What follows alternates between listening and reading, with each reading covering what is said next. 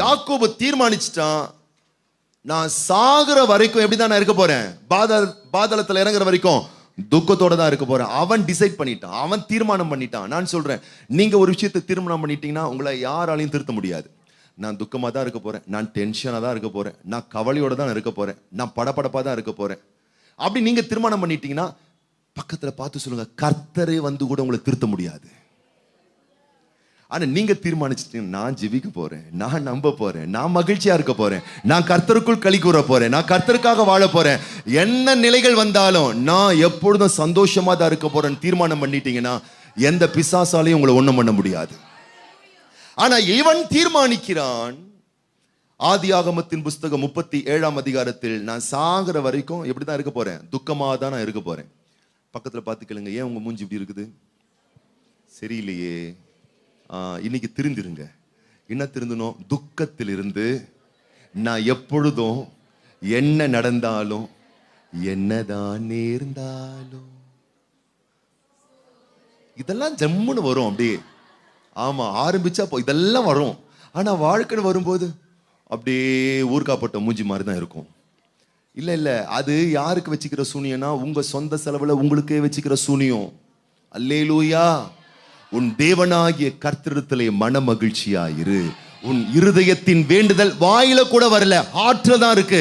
ஆற்றல இருக்கும் பொழுதே தேவன் அதை நிறைவேற்ற வல்லவரா இருக்கு. அப்ப என்ன நடக்குது பாருங்க, வாசிங்க. ஆதியாகமம் 45, ஆதியாகமத்தின் புஸ்தகம் 45ஆம் அதிகாரம் 25ல இருந்து வாசிங்க. அவர்கள் எகிப்திலிருந்து போய் கானான் தேசத்திலே தங்கள் தகப்பனாகிய யாக்கோபினிடத்தில் வந்து, யோசேப்பு உயிரோடு இருக்கிறான், அவன் எகிப்து தேசத்துக்கெல்லாம் அதிபதியாய் இருக்கிறான் என்று அவனுக்கு அறிவித்தார்கள். அவன் இருதயம் மூர்ச்சை அடைந்தது, அவன் அவர்களை நம்பவில்லை. நம்ப முடியாதே. இப்போ உங்களுக்கு ஒண்ணு நடக்கல, ஒண்ணு கிடைக்கல, ஒண்ணு அமையல. புரிஞ்சுக்கோங்க, அத கிடைக்காதது, அமையாதது, நடக்காதது, வராதது, இனிமேல் வராது, நமக்கெல்லாம் கிடைக்காதுன்னு நீங்க ஒரு தீர்மானம் பண்ணிட்டீங்கன்னா, அது கிடைக்கிற ஒரு காலகட்டத்துக்கு நீங்க வந்தாலும் உங்களால நம்ப முடியாது, அதை பெற முடியாது. இவன் தீர்மானித்து விட்டான், யோசேப்பு கதை முடிஞ்சு போச்சு, வருங்காலம் முடிஞ்சு போச்சு, எதிர்காலம் முடிஞ்சு போச்சு, இனி எனக்கு நன்மைகள் வருமா என்ற சந்தேகத்துக்குள் அவன் போனதுனால ஆண்டவர் ஒரு பிளஸிங்ஸை கொடுத்தாலும் இவனால என்ன முடியல, நம்ப முடியல. பக்கத்துல பார்த்து சொல்லுங்க, ரொம்ப கவனமா இருங்க. எதுக்கு? நம்பிக்கையும் விசுவாசத்தையும் காத்துக்கிறதுக்கு. பக்கத்துல பார்த்து சொல்லுங்க, அல்லேலூயா. காதுல இருக்கிறது, கழுத்துல இருக்கிறது, கழுத்துல இருக்கிறது. ரோட்ல போறீங்க, குறிப்பிட்டு ஒருத்தர் உங்க கழுத்தைய பாக்குறாங்க, என்ன பண்ணுவீங்க? அதான் புடவை இருக்குல்ல, சில பேர்லாம் போத்தின்னு தான் போறாங்க. ஏன் போத்தின்னு போறாங்க எனக்கு தெரியல. ஃபங்க்ஷன் போனவன போத்தினதை எடுத்துடுறாங்க, பார்த்தா ஜிகு ஜிகு ஜிகு ஜிகுன்னு தொங்குது. ரோட்ல போனா பறிச்சிடுறாங்களா. நான் சொல்றேன், பொன் நகையை காத்துக்கிற மாதிரி உன் நம்பிக்கையும் விசுவாசத்தை நீ காத்துக்கிறதுக்கு ஒரு எஃபர்ட் எடுக்கணும். ஏன்னா அதை விட இது அதிக விலையேற பெற்றது.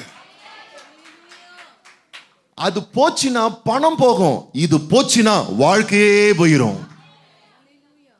அது போனா பணம் தான் போகும், ஆனா சம்பாதிச்சுக்கலாம். ஆனா விசுவாசம் போச்சுன்னா உன் வருங்காலமே போயிடும். ஆகவேதான் வேதம் சொல்கிறது, எல்லா காவலோடும் உன் இதயத்தில் அந்த தரமான விஷயங்களை வைத்து காத்துக்கொள். இவனால் நம்ப முடியவில்லை. அப்ப நீங்க தினமும் யார் கூட பழகுறீங்க, ரொம்ப கவனம். பக்கத்துல பார்த்து சொல்லுங்க, எப்ப பார்த்தாலும் அந்த பொண்ணு கூடவே சேர்ந்துன்னு இருக்கீங்க, எப்ப பார்த்தாலும் அந்த பையன் கூட சேர்ந்துனே இருக்கீங்க.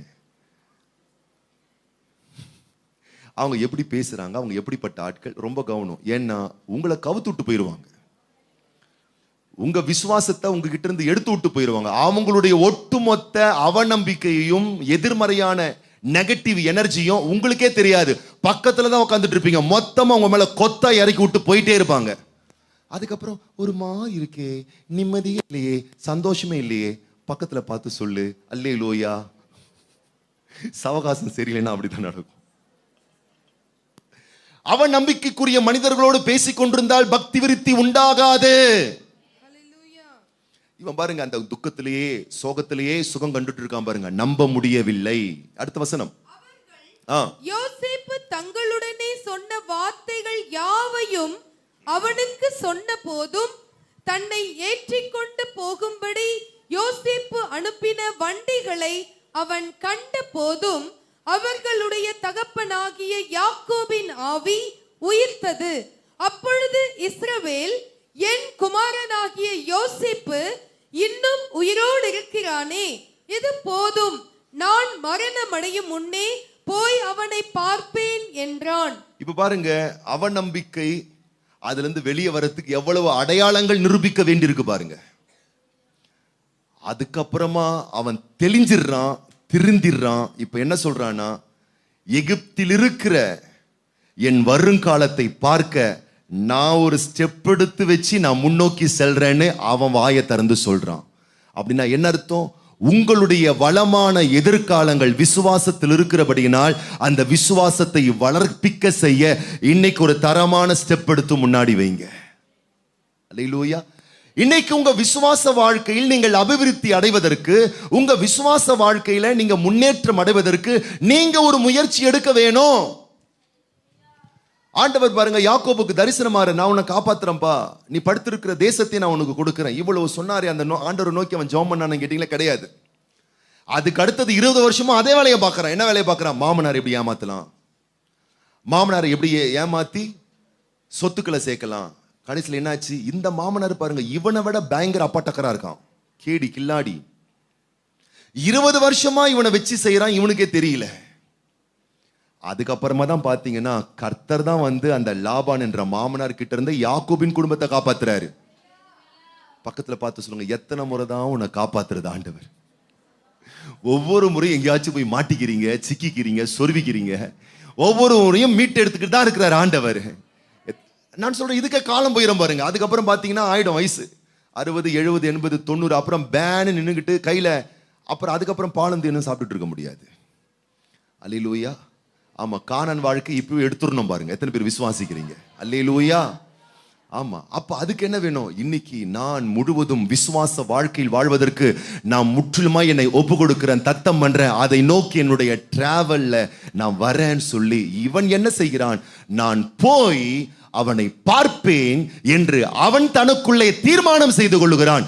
எத்தனை பேர் நீங்க இன்னைக்கு தீர்மானம் பண்ண போறீங்க? அல்லேலூயா. நான் விசுவாசிக்க போறேன், நான் கர்த்தரை ஆழமா கனப்படுத்த போறேன், நான் கர்த்தரை மகிமைப்படுத்த போறேன். ஏன்னா நீங்கள் அனுபவிப்பதற்கு சகல விதமான நன்மைகளையும் இந்த கவர்மெண்ட் உங்களுக்கு சம்பூர்ணமா தர முடியாது. உங்கள் சொந்தங்கள் ஒண்ணு சம்பூர்ணமா தர முடியாது. பெற்ற தாய் தகப்பனா இருந்தாலும் அவங்க ஆசைப்பட்டாலும் தர முடியாது. ஏன்னா அவங்க கிட்ட கிடையாது. ஆனா யாக்கோபு சொல்லுகிறான், கோலும் கையுமா வந்த என்ன 2 பரிவாரங்கள் எடுக்கிற அளவுக்கு என் தேவன் மாத்தினார்னா, அந்த ஜீவனுள்ள ஆண்டவர் இன்னைக்கும் உயிரோடு இருக்கிறாருன்னு சொன்னா அவரை விசுவாசிக்க புறப்படுங்கள். அவரை நம்ப புறப்படுங்க. அவரை கனப்படுத்த ஒரு எஃபர்ட் எடுங்க. உங்க விசுவாச வாழ்க்கையில ஒரு ஸ்டெப் முன்னாடி வாங்க. அதே ஜபம் தான், கண்ணை திறந்து திறந்து பார்த்துட்டு இருக்கிற ஜபம், அதே ஆராதனை தான். 7:30 மணி ஆராதனைனா 9:30 மணி ஆராதனை லேட்டா வர்றது, அதே பழக்கம் மாறவே மாட்டுங்குது. குடும்ப ஜபம் மற்ற ஒரு நிலை, துதிக்காத ஒரு நிலை. பக்கத்துல பார்த்து சொல்லுங்க, கொஞ்சம் திருந்தி கொஞ்சம் ஒரு ஸ்பிரிச்சுவல் லைஃப்ல ஒரு அடுத்த ஸ்டாண்டர்டுக்குள்ள கொஞ்சம் வாங்க. ஆராதனைனா ஒரு பக்திக்குள்ள வாங்க, ஒரு பயத்துக்குள்ள வாங்க, தேவனை கனப்படுத்துற விதத்துல வாங்க. கூடுமான அளவுக்கு உள்ள வந்து உட்காருங்க. நெருக்கமா இருக்கையா, அங்கதான் பெருக்கமே இருக்கு ஐயா. அல்லேலூயா. கால் வலிக்குது ஐயா, தொடர்ந்து உக்காந்து பாரு, கால் வலி போயிரும் ஐயா. ஆமா, நீ எந்த அளவுக்கு கர்த்தருக்காக, அதான் வேதம் சொல்லுகிறது, கர்த்தருக்கடுத்த காரியத்தில் நீங்கள் படுகிற பிரயாசத்திலே நீங்கள் அதிக உற்சாகமாய் இருங்கள், ஏனென்றால் அது வீணாய் போகாது.